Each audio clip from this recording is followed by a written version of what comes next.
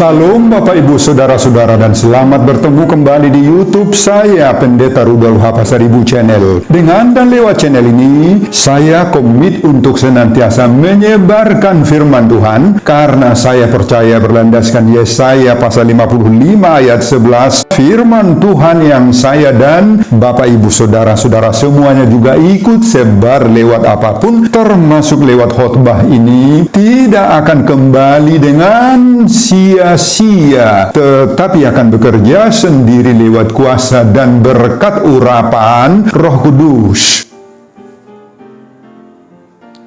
Mari Bapak Ibu, Saudara-saudara semuanya saya ajak membantu saya menyebarkan firman Tuhan, khotbah di ibadah memperingati turunnya Roh Kudus Pentakosta kedua, Senin 25 Mei 2026, terambil dari kitab Nehemia pasal 9 ayat 20 sampai 31 dan epistel dari Galatia pasal 5 ayat 16 sampai 26. Diikat oleh topik atau tema Allah memberikan rohnya. Dalam bahasa Batak Toba dituliskan di bahasa Hodebata Todina. Saya baca untuk kita, simaklah pembacaan firman Tuhan berikut ini. Judul perikop Nehemia pasal 9 ayat 1 sampai 37, pengakuan dosa dan permintaan doa. Khotbah kita dari ayat 20 sampai 31. Dan engkau memberikan kepada mereka rohmu yang baik untuk mengajar mereka.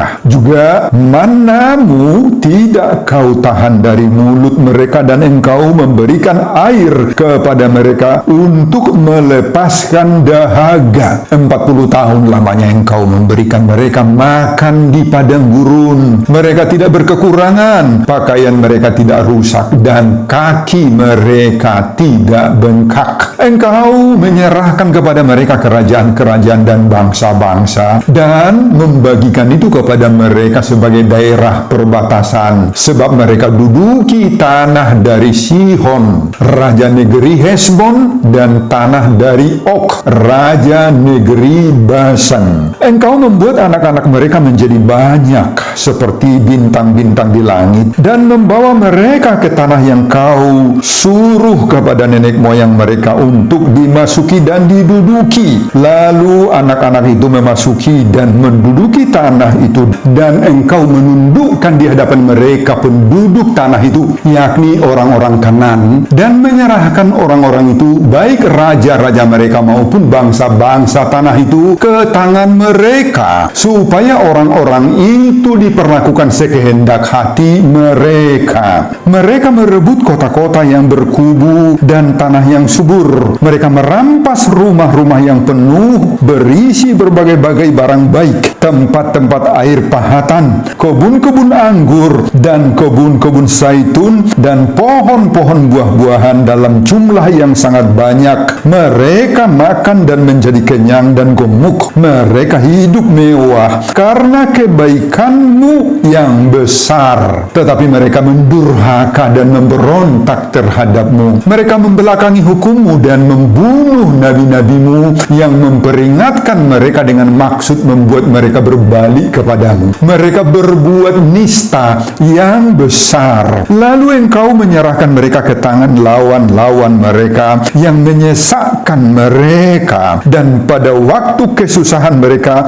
berteriak kepadamu, lalu engkau mendengar dari langit, dan karena kasih sayangmu yang besar kau berikan kepada mereka orang-orang yang menyelamatkan mereka dari tangan lawan mereka. Tetapi begitu mereka mendapat keamanan, kembali mereka berbuat jahat di hadapanmu, dan engkau menyerahkan mereka ke tangan musuh-musuh mereka yang menguasai mereka. Kembali mereka berteriak kepadamu, dan engkau mendengar dari langit, lalu menolong mereka berulang kali karena kasih sayangmu. Engkau memperingatkan mereka dengan maksud berbuat mereka berbalik kepada hukummu. Tetapi mereka bertindak angkuh, mereka tidak patuh kepada perintah-perintahmu, dan mereka berdosa terhadap peraturan-peraturanmu yang justru justru memberi hidup kepada orang yang melakukannya. Mereka melintangkan bahu untuk melawan mereka, bersitegang leher dan tidak mau mendengar. Namun bertahun-tahun lamanya engkau melanjutkan sabarmu terhadap mereka. Dengan rohmu engkau memperingatkan mereka, yakni dengan perantaraan para nabimu. Tetapi mereka tidak menghiraukannya, sehingga engkau menyerahkan mereka ke tangan bangsa-bangsa segala negeri.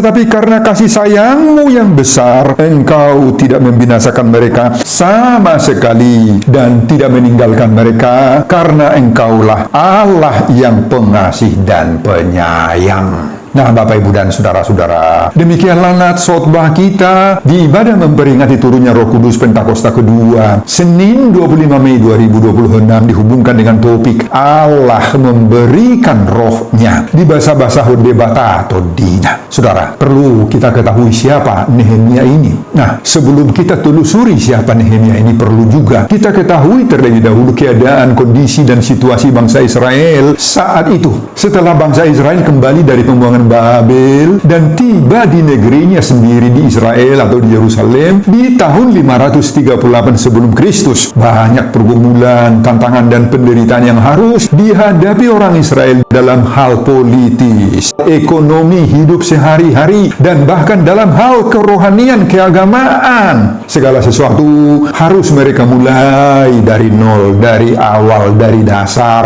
Bait Allah di Yerusalem yang selama ini mereka bangga-banggakan itu sudah hancur rata tanah. Demikian juga tembok yang mengelilingi kota Yerusalem yang selama ini mereka anggap simbol benteng pertahanan yang kuat juga sudah hancur. Sikap, mentalitas, batin juga sudah rapuh. Tidak ada lagi keinginan banyak orang menyembah Tuhan, berdoa, beribadah. Sebaliknya justru semakin egois, semakin individualis. Hola manari hodirina sadiri bina manasida. Itulah keadaan bangsa Israel saat itu. Betul, ada banyak nabi-nabi dan suruhan Tuhan di zaman sesudah pembuangan itu muncul. Pada tahun 520 sebelum Kristus bangkit Nabi Hagai, dan di tahun 458 sebelum Kristus bangkit juga Esra sebagai ahli hukum dan ahli tata negara. Dan oleh kehadiran mereka ada banyak perubahan, ada banyak perbaikan. Namun tetap saja berbagai tantangan dan pergumulan serta penderitaan mereka itu menghantui kehidupan mereka. Banyak dari pemuda-pemudi yang lebih tertarik kawin dengan orang-orang kafir, dan akhirnya banyak dari antara mereka berbalik ke agama lain dan meninggalkan Allah Yahweh manudal Hodebata. Banyak orang Israel yang tidak lagi mengindahkan hukum-hukum, pesan-pesan, aturan-aturan Tuhan dan ajaran-ajaran Tuhan.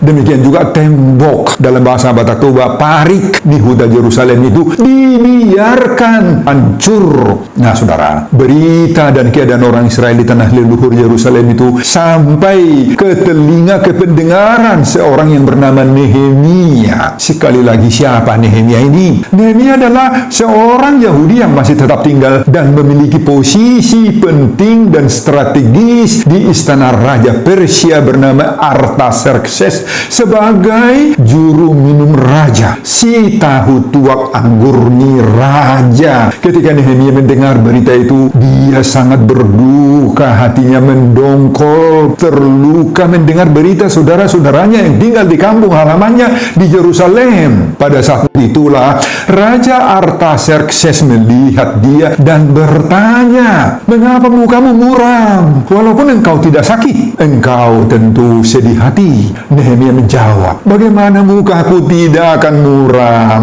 kalau kota tempat pekuburan nenek moyangku telah menjadi reruntuhan dan pintu-pintu gerbangnya habis dimakan api." Singkat cerita, Raja Artaxerxes meresponi dan bahkan mengutus Nehemia ke Yerusalem dengan tugas untuk memperbaiki, memperbarui, dan melakukan pembinaan umat serta membangun kembali tembok Yerusalem. Untuk itu, Raja memberi surat tugas resmi lagi, dan bahkan dengan pendamping-pendamping, pasukan-pasukan pengawal, serta bahan-bahan yang dibutuhkan untuk perbaikan Yerusalem. Nah, setelah tiba di kampung halamannya di Israel, Nehemia langsung mengorganisir semua bangsa, para penatua-penatua, pemimpin-pemimpin pemerintahan, pemimpin agama, termasuk juga Ezra. Nehemia mengajak semua orang untuk menghidupi kembali firman Tuhan, ibadah dan pertobatan, serta mau menerima roh Allah agar mengalami pembaharuan. Mereka melakukan semuanya itu,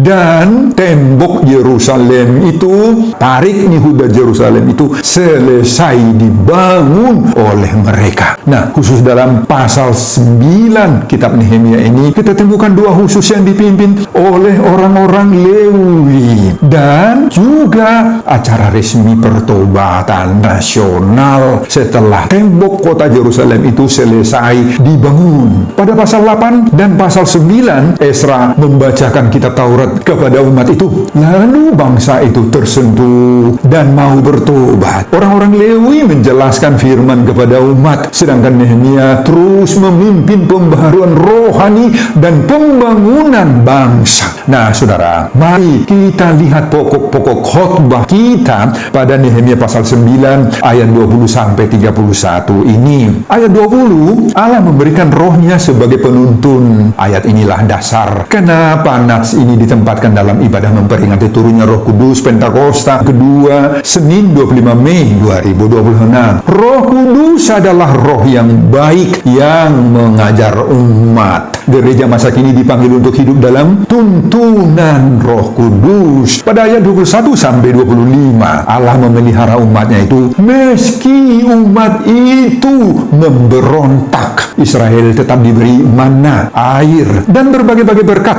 meski sering melawan Tuhan. Nah, perayaan turunnya Roh Kudus atau Pentakosta ini mengingatkan kita bahwa Roh Kudus adalah tanda pemeliharaan Allah yang nyata dalam hidup umatnya. Dan pada ayat 26 sampai 31, meskipun umat Israel itu begitu bebalnya, tetapi Tuhan senantiasa tetap setia dalam memelihara mereka dalam kasih-Nya. Israel sering sekali menolak nabi-nabi, tetapi Allah tetap mengutus para nabi-nabi itu. Itulah sebagai tanda dan bukti kesetiaan Allah yang tidak pernah meninggalkan umatnya. Roh Kudus itulah yang menuntun, membimbing, serta mengajar umatnya agar berjalan di atas kehendak Tuhan. Jadi roh Tuhan sudah bekerja sejak perjanjian lama, sebagaimana diungkap Nehemia pasal 9 ayat 20 tadi.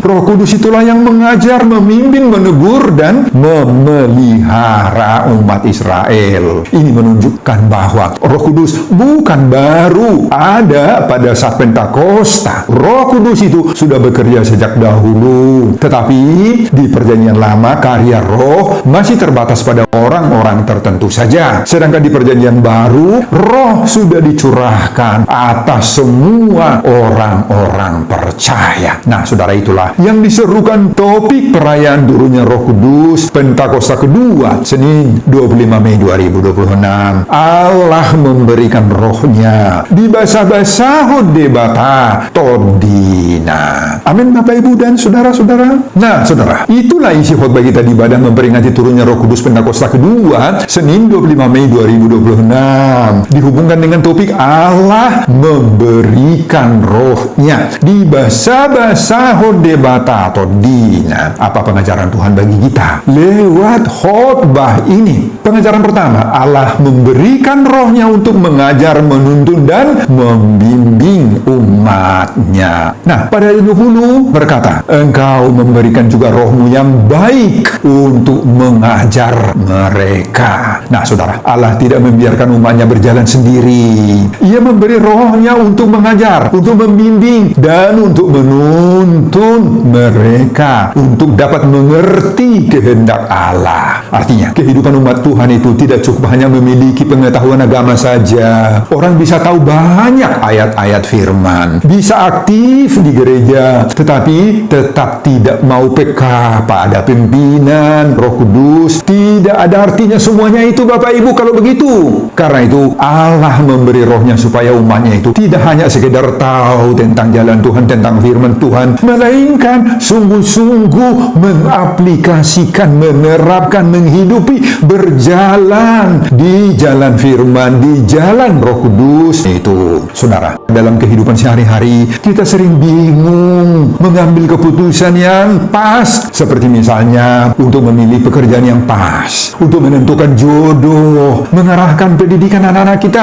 ketika menghadapi konflik-konflik, atau mengambil langkah iman yang sesuai dengan kehendak Tuhan.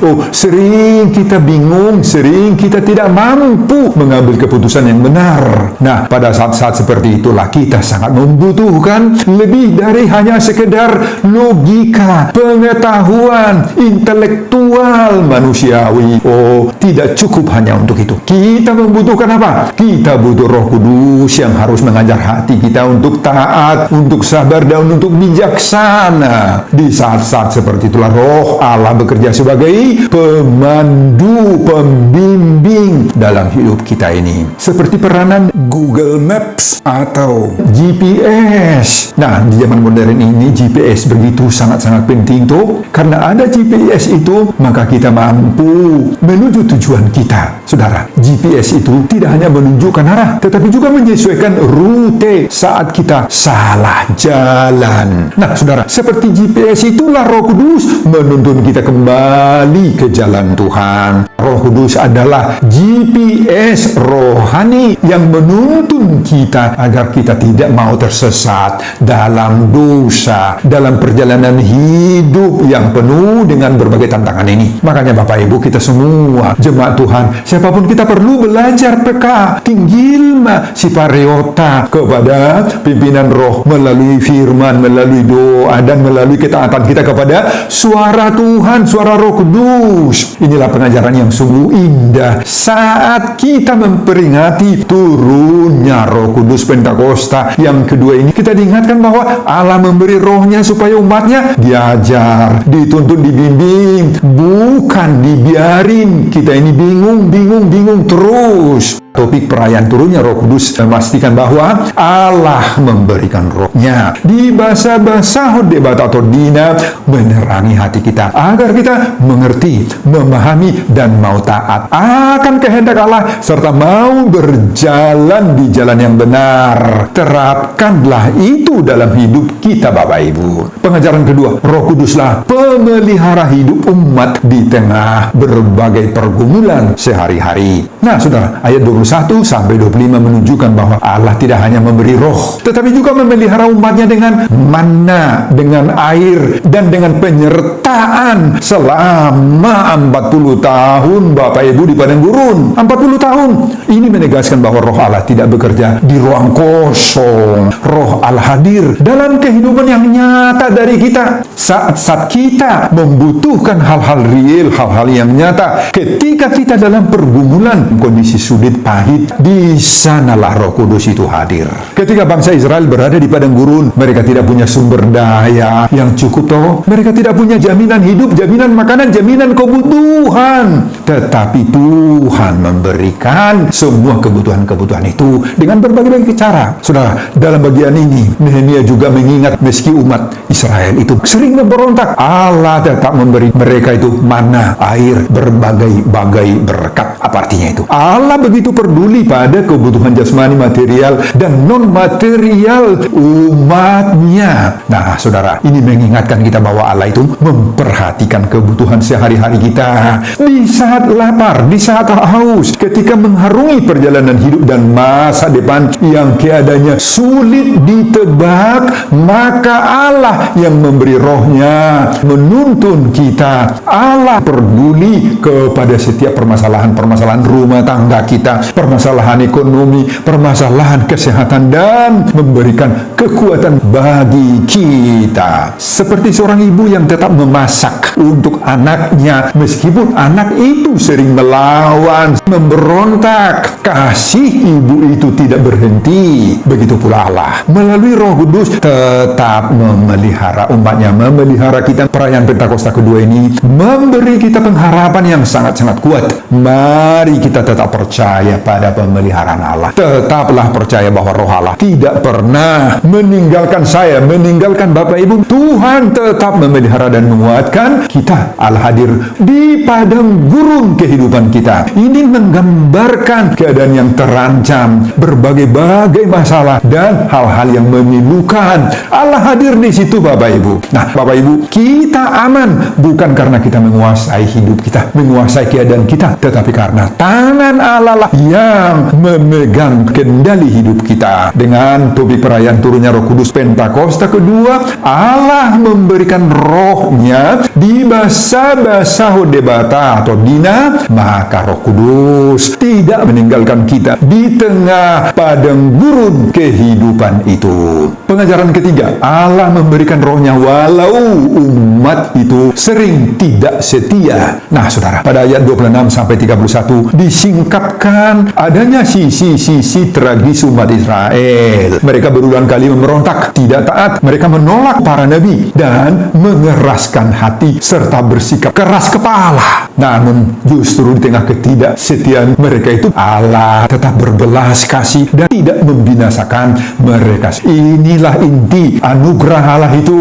Roh Allah diberikan bukan karena umatnya layak, melainkan karena Allah itu murah hati kepada orang-orang percaya. Inilah juga pusat dari tema Pentakosta kedua ini yang menyerukan Allah memberikan Roh-Nya di basa-basa debat atau dina. Saudara, pada ayat 30 disebutkan bahwa Allah memberi peringatan melalui Roh-Nya kepada para nabi. Jadi Roh Allah juga berfungsi di sini, Bapak Ibu, menegur umat yang menyimpang, bahkan menegur para hamba-hamba Tuhan. Ini penting bagi kita di saat merayakan turunnya Roh Kudus atau Pentakosta. Roh Kudus bukan hanya menghibur, bukan hanya memberi janji-janji yang indah, tetapi juga menegur kita. Roh Kudus bukan hanya memberi damai, tetapi juga memanggil supaya kita bertobat. Seorang ayah yang baik tidak membiarkan anaknya terus berjalan ke arah jurang yang dalam hanya karena ingin terlihat baik, terlihat lembut dan penuh kasih. Oh tidak, seperti itu Bapak yang baik. Kasih yang sejati justru harus menegur, menarik kembali kita dari kebiasaan buruk, kebiasaan yang bertentangan dengan kehendak Tuhan. Demikianlah Roh Kudus itu. Ia bukan roh yang membiarkan kita hidup seenaknya saja. Ia adalah roh yang menegur kita di saat kita keras kepala, keras hati. Ia adalah roh yang memulihkan, menuntun, dan mengubah hidup kita. Nah, lampu merah di jalan besar itu mengingatkan kita agar kita berhenti supaya selamat. Nah, seperti itulah peranan Roh Kudus. Roh Kudus itulah lampu merah rohani yang mengingatkan kita agar kita tidak jatuh dalam dosa-dosa kita. Nah, semoga kita dapat mengelola seantero hidup kita dengan baik dan tidak jatuh pada pemberontakan kepada Allah. Sebab Allah memberikan Roh-Nya di basa-basa hodebat atau dina sehingga kita menjadi berkat bagi sesama. Pengajaran keempat, Roh Kudus memberi kuasa untuk bersaksi. Nah, saudara, di saat kita merayakan turunnya Roh Kudus atau Pentakosta ini, kita tidak boleh lupa dengan pesan penyuruhan Tuhan Yesus kepada murid-muridnya di saat kenaikannya ke sorga, sebagaimana dalam Kisah Para Rasul pasal 1 ayat 8, yakni khotbah kita di saat merayakan kenaikan Tuhan Yesus ke surga di hari Kamis 14 Mei 2026 yang lalu. Nah, Kisah Rasul pasal 1 ayat 8 itu mengatakan, dan kamu akan menjadi saksiku di Yerusalem, di seluruh Judea dan Samaria, dan sampai ke ujung bumi. Apa maksudnya? Pentakosta bukan hanya soal pemberian berbagai-bagai karunia, tetapi juga tugas, misi yang harus kita emban untuk bersaksi. Gereja dipanggil untuk menjadi saksi Kristus di tengah-tengah dunia ini. Roh Kudus memberi keberanian, hikmat, dan kuasa untuk memberitakan Injil. Nah, ilustrasi berikut seperti sebuah lilin kecil yang menyala di ruangan gelap. Seperti itulah fungsi Roh Kudus itu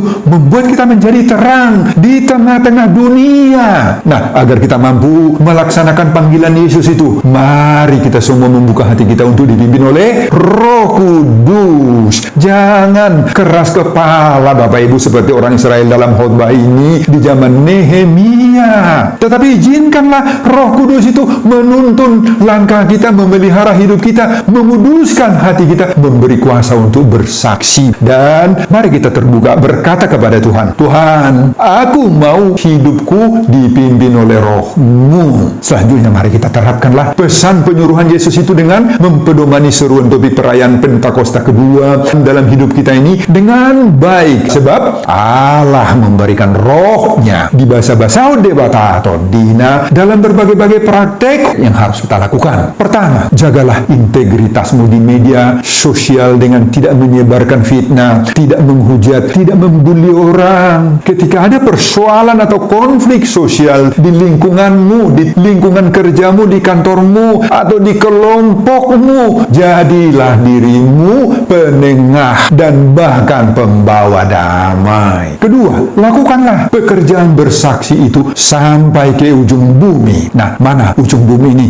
Lewat dunia digital, lewat medsos, lewat konten-konten yang ada hubungannya dengan pekabaran Injil. Postinglah kesaksian-kesaksianmu yang singkat, yang berisi renungan-renungan atau arahan-arahan rohani yang lembut, bukan hanya sekedar berdebat atau menghakimi orang. Ketiga, dukunglah para hamba-hamba Tuhan dalam gerejamu, dalam pelayanan-pelayanan misionaris atau lintas gereja, lintas sekte. Meskipun ada perbedaan-perbedaan dogma-dogma kita, dukung mereka melalui doa, melalui dukungan dana dan sebagainya. Keempat, selalulah menjaga isi kesaksianmu secara jujur, secara konsisten, bukan dibuat-buat dan tidak bermaksud mencari pujian, sanjungan, bahkan mencari pemberian atau uang. Hindari kekerasan dalam kata-katamu. Jangan pernah marah-marah atau mengejek agama lain. Tetaplah fokus pada ajaran yang benar dan sampaikan apa yang sudah diperbuat oleh Kristus dalam dirimu, dalam hidup kita. Banyak yang sudah dilakukan Kristus, maka dengan itu semuanya kita mau bersaksi. Topik perayaan turunnya Roh Kudus Pentakosta kedua, Senin 25 Mei 2026. Allah memberi Roh-Nya di bahasa-bahasa hodebat atau dina. Kita sudah aplikasikan untuk bermisi di tengah-tengah dunia ini di mana kita berada. Amin Bapak Ibu dan saudara-saudara. Sebelum saya mengakhiri khotbah ini kembali, saya mengajak Bapak Ibu, saudara-saudara semuanya membantu saya menyebarkan firman Tuhan. Khotbah memperingati turunnya Roh Kudus Pentakosta kedua, Senin 25 Mei 2026 dari Nehemia pasal 9 ayat 20 sampai 31. Lewat nats ini mari kita ikut bersaksi bahwa